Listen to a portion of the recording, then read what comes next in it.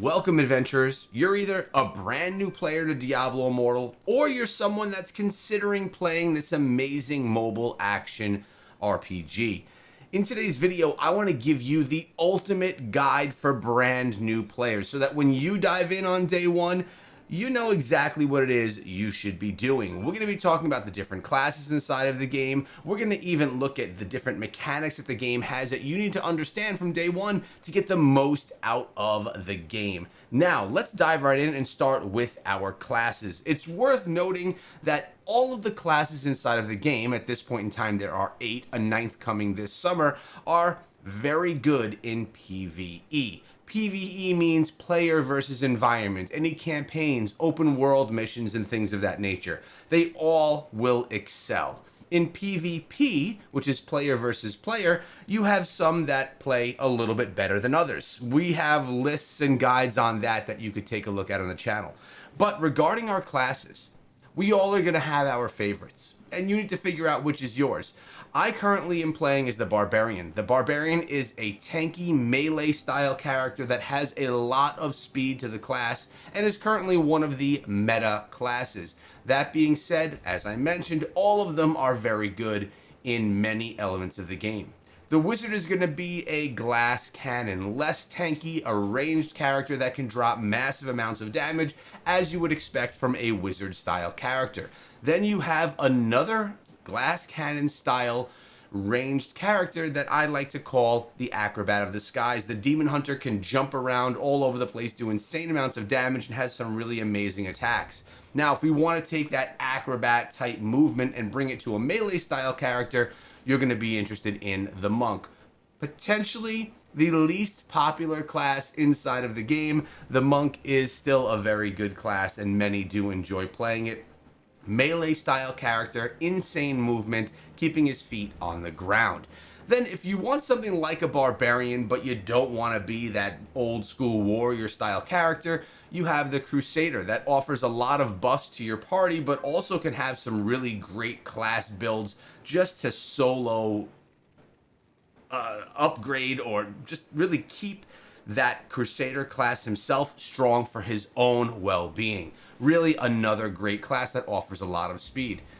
The Necromancer, maybe one of the most unique inside of the game. The Necromancer summons the dead to fight alongside, whether you want a mage, skeletons, or even a golem to fight alongside of you. The Necromancer is your class for that. Then we have one of the newer classes inside of the game. The Blood Knight is unique to Diablo Immortal, a vampire-like character with bats and leeching type skills where you can steal health from the enemies that you encounter. Very cool class, one that I would recommend that you at least try. And then the newest class as of right now, which is the Tempest, that takes and harnesses the power of wind and water to really dominate competition. This is one of the strongest classes right now inside of PvP. So when you choose your class, you're going to be able to customize them, make them look any way that you want them to look, and you're going to be able to then move on learning all about that class. But that's just the initial stage. And it's also worth noting that right here, I'm in Westmarch, which you probably haven't even gotten yourself to yet. You can change class at any point in time. Every single day you could change to a different class. So there is absolutely no need for you to start multiple accounts. Play one account and class change when you're looking for something different inside of the game. Now, I want to talk about the skills of our classes as well. So let's jump on over here and go to our skills. Skills are really unique and actually done quite well inside of the game. In my opinion, skills are done actually perfectly. Because as you progress through the game and unlock many of these different skills, they are unlocked and they become leveled to max level for all of your classes. Once you hit max level on one class, all of the skills are unlocked on every single class inside of the game. You don't need to level them. This all happens organically. So you're going to be able to choose between two primary attacks. For the Barbarian, I'm looking at Frenzy and Lacerate. You could choose one of the two. And then you have a number of skills that you can choose that are going to change how the build works. These skills are all manipulated by the gear that you wear.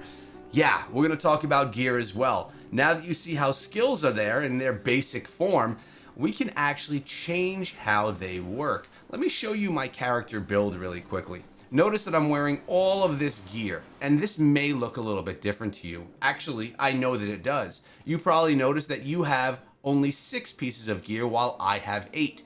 That is because once you reach a higher level inside of the game, you will unlock stance gear. Stance gear are gears that are going to allow you to flip between an offensive and a defensive set, and it allows you to wear 2 additional gear pieces, a primary and a secondary weapon, and also allows you to slot more runes and more legendary gems. But what's the most important here are the essences, right? This is Whirling Howl, but if we scroll down, you'll notice that the legendary right here, Demoralize, now empowers your steps with wind, causing your movement to emit blasts every few yards that damage nearby enemies. That probably doesn't mean much to you. Let me take you to the essence transfer really quickly so you could get a little bit of a better understanding. There are tons of pieces of gear, or in other words, essences, inside of this game. And as you can see here, I have many, almost all of them unlocked for this class. There are a ton that you can find, and you'll forever be hunting for the proper essences so that you can put your builds together. Notice, I'm a barbarian.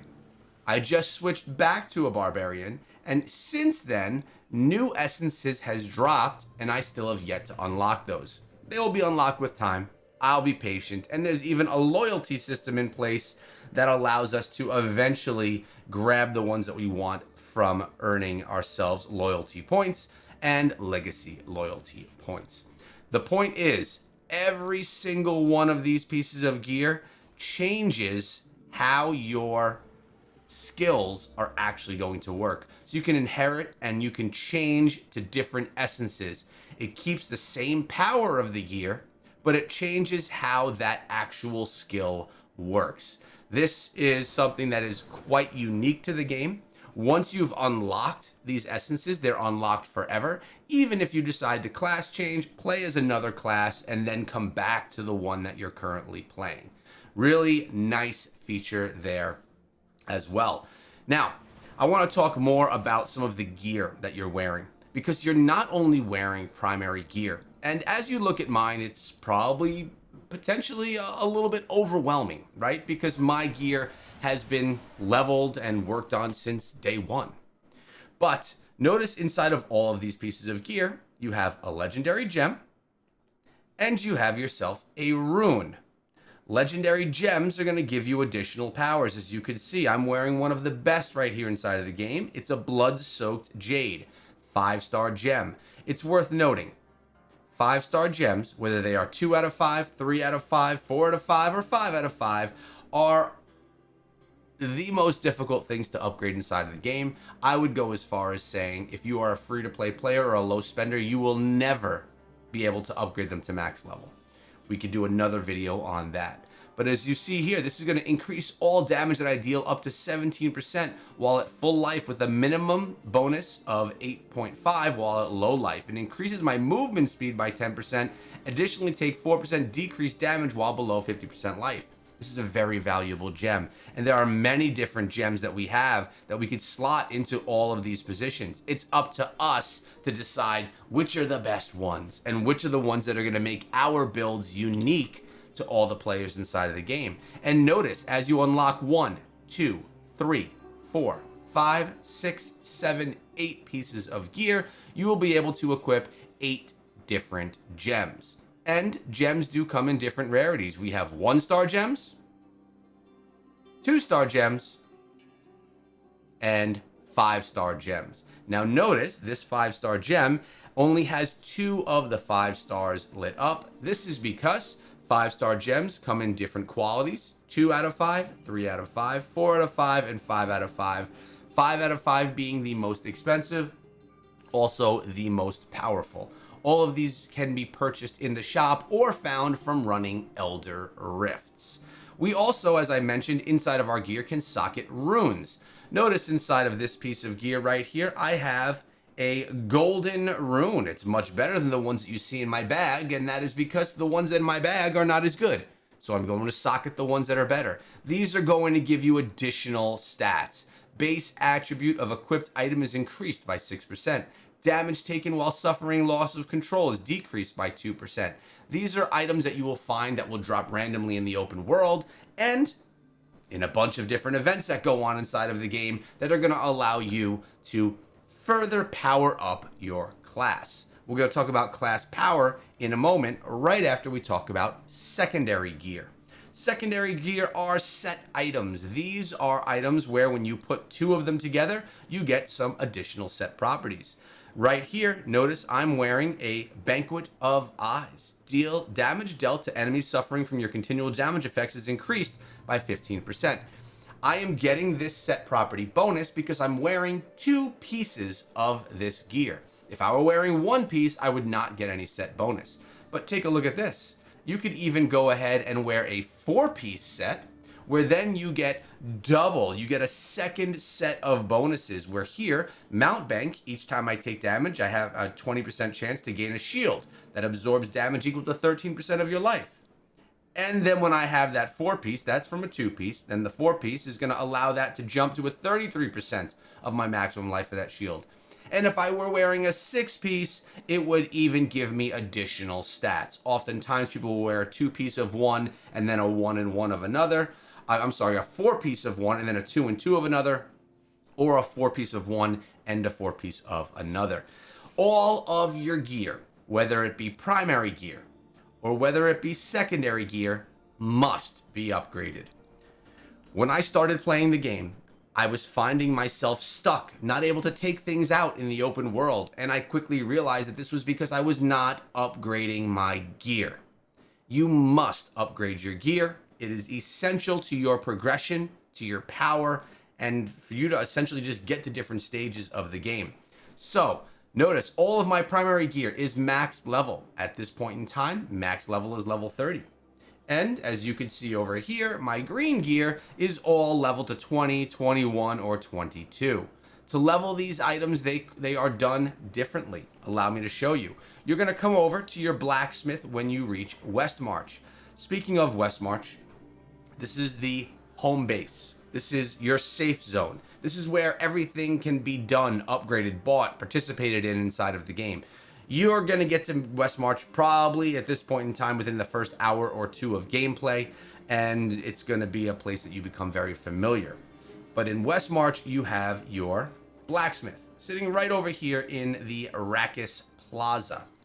Now, while here, you're going to want to go to the blacksmith, who does a lot of things for you. You can craft items, which is some new features over here that we never had before. You can craft legendary gear.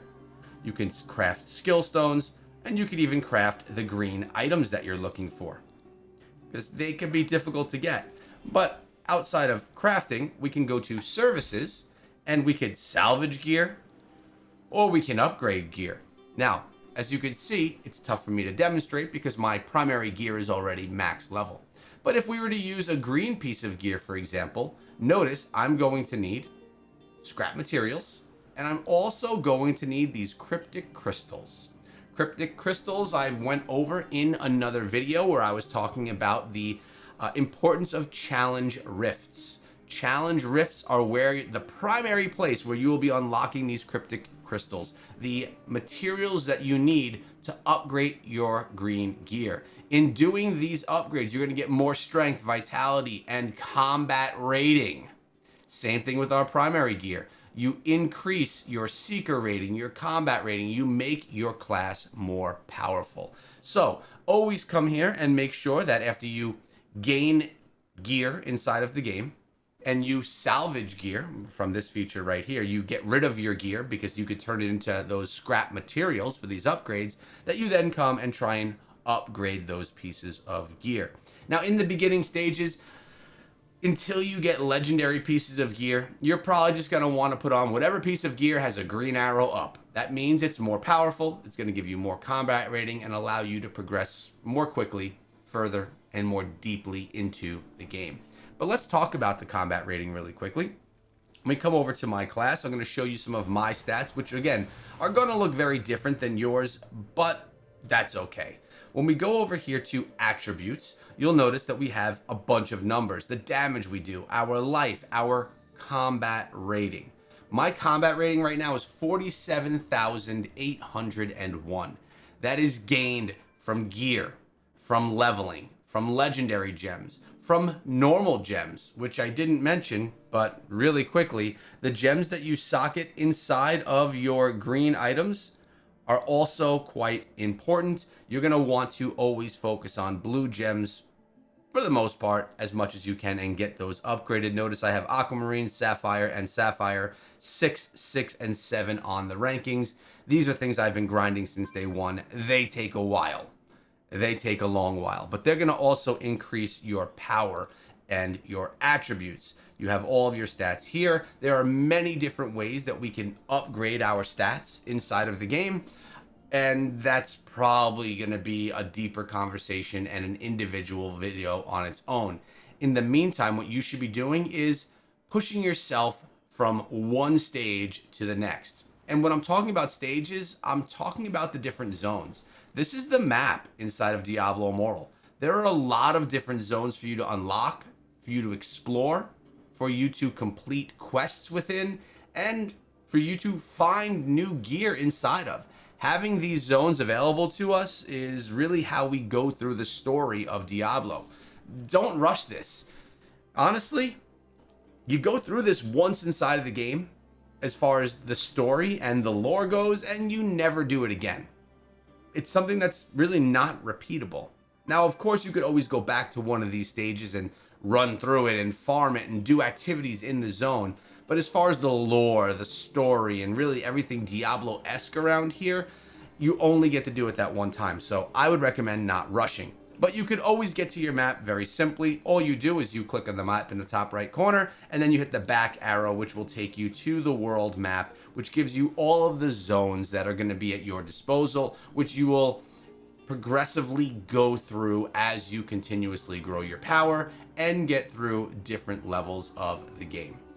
Now, you are going to have some areas that are blocked off by combat rating because maybe your combat rating is not yet high enough to unlock one of those zones. Continue your grind, continue completing story, upgrade your gear, and you will get there. Now, something else that I like to share, I mentioned that I did share with you the challenge rifts in a previous guide video. This is where you're going to run through a stage, kill a boss as quickly as possible. It gets more difficult as time goes on, requiring higher and higher combat ratings. And as you can see, it's red right here. I am too weak to complete this level. But this is where you get yourself those cryptic crystals to upgrade your secondary pieces of gear. And over here, you're going to run your Elder Rifts, where you can put in rare crests or legendary crests. Rare crests will get you fragments right here, which will help you craft gems. It will also give you Fading Embers, which will allow you to craft legendary crests. And the legendary crests, you have red ones, which are bound to your account, which means any gems that come from a legendary crest, you cannot sell in the market. It is yours forever. These right here are going to give you either a 1-star, a 2-star, or a 5-star gem guaranteed. You don't know if it's going to be 1, 2, or 5. And then we have these purple eternal legendary crests. These ones are higher value because anything that you get, you can sell on the market. If you're looking to get more platinum or you get yourself a really nice high value gem that you don't need to use, you could sell it and get some platinum that you can use because that's a premium currency inside of the game for other items. Same thing here. You have the odds of getting a 1-star, a 2-star, or a 5-star gem. That is all from running these Elder Rifts, something that you should do once every day. Speaking of that, I do have videos that I've put out over the years of my daily progression. Do this every day in Diablo Immortal. I have another one of those coming out that will be updated for 2025. Make sure you watch that as well. It gives you the min-maxing route as to what you should do every day inside of the game so that you can get the most out of the game in the least amount of time. So now that we're over here, I will show you a few other things really quickly. One of them is going to be your bounty board. This is where you're going to come claim your quests for the day. You can get 8 per day, and these can stack for 3 days, offering you a total of 24 bounties available to you. Bounties are some of the greatest ways to gain experience quickly inside of the game. Doing that is a great way to progress. Once you're done with your storyline, you'll start doing bounties. It's going to be part of what you do every day inside of the game. And also, you have things, there's tons of activities to do inside of Diablo Immortal. When you click on your hamburger, as I like to call it, or the triple line in the top right, you'll notice that you have a lot of stuff going on here. Paragon levels are what are going to jump you from one stage to the next. And upon jumping those stages, you have the ability to unlock different Paragon trees. Each of these trees takes Paragon points to unlock, which is essentially leveling through the game. And they all offer you different attributes. I'll do a specific video breaking down Paragon trees and letting you know which ones you should be focusing on for which items. But if you want to have a better understanding of what Paragon is, take a look at my icon. Notice in the top, I am level 816.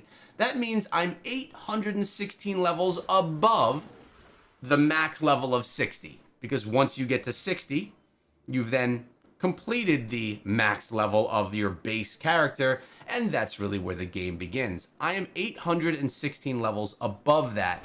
And if you take a look over here, you'll notice that the server Paragon level is 810. This is an interesting part.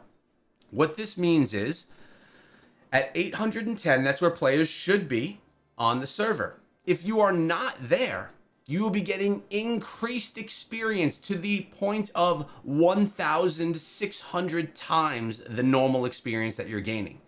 What that means is, if you're new to the game today, someone that's at Paragon 810 and does a task, they will earn 100% of those rewards. But you doing that same task, trying to catch up inside of the game, are offered an amazing catch-up mechanic, which allows you to get 1,600 times that reward. And for me, because I'm above the combat rating, I'm at 816, I'm above that server Paragon level, I'm only getting 50% of those rewards. So I'm getting less. As you progress further and further beyond the server Paragon level, the smaller the percentage of rewards you gain, keeping it so that players like myself can't just skyrocket above everybody and never be catchable. You can earn so much experience so quickly inside of the game because of this catch-up mechanic, so don't worry, you're going to be able to take full advantage of that. It's going to be quite nice. You also have the ability to jump into clans. If you're looking for a clan, once you progress yourself a little bit and you basically get yourself to server Paragon level, you could join my clan, but you should join a clan inside of the game. It's going to give you activities that are available to you because you're in a clan. And I'm in the Scrappy Echoes. We're in the Iceburn tier server. We have a great casual clan where we have a bunch of great people and we enjoy playing. But even if it's just a random clan, join that random clan and participate in the events that go on. It's a nice thing. There's things like the Accursed Towers, Shadow Wars, things of this nature are going to bring you slowly into the next level of things that go on inside of the game. Now, there's also a marketplace. I mentioned when you get your legendary gems and things of that nature, you can go to the market. The market allows you to buy and sell legendary gems, normal gems, the runes that I shared with you, skill stones, which we haven't even touched on yet today, familiars, which are pets inside of the game, and even terror essences. Some of these items you may not yet know what they are. Those are going to have additional videos that are specific to those topics along with them. So I think the main takeaways that we have from today's video is enjoy the story, explore the zones, upgrade your gear, and learn how to participate in things that go on around Westmarch, all while having chosen a class that you think best fits your needs. And the best thing is, if you chose a class and you play it and you're like, it's really not for me, you can very easily change your class. All of your gear, all of your levels are swapped to the new class. Absolutely nothing is lost. It's a beautiful feature inside of the game. I hope that you guys found this day one guide valuable. There's so much more to talk about. There's so much more inside of the game, but those are going to be in future videos as you further progress yourself through the game. If you found this valuable, please subscribe to the channel, and I'll see you guys back here with another Diablo Immortal video tomorrow. And keep in mind, I do go live every Thursday at 12 p.m. Eastern Time. I'd love to see you guys there.